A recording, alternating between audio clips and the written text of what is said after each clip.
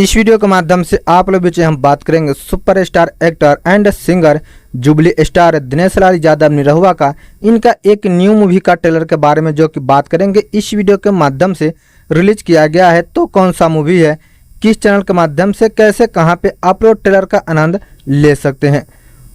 उससे पहले आप सभी हमारे चैनल पर नए हैं तो चैनल को सब्सक्राइब कर ले, ताकि ऐसे न्यू इन्फॉर्मेशन का वीडियो, न्यू भोजपुरी का अपडेट आप लोग बीच में हमेशा रोजाना हम लाते रहते हैं। जो कि फिल्म का नाम है बलमा बड़ा नादान 2। यह एक भोजपुरी फिल्म बनाया जा रहा है, जिनके स्टार कास्ट कर रहे हैं दिनेश लाल यादव, ऋचा दीक्षित, विजय महादेव, संजय पांडे, पुष्पा वर्मा, मनोज सिंह टाइगर, कादिर शेख, अंजलि चौहान एंड अनूप अरोरा मुख्य कलाकार में इस फिल्म में काम करते नजर आ जाएंगे। इस में म्यूजिक दिए हैं मधुकर आनंद जी, लारिस दिए हैं जाहिद अख्तर, प्यारेलाल यादव, विनय बिहारी एंड संदीप साजन जी।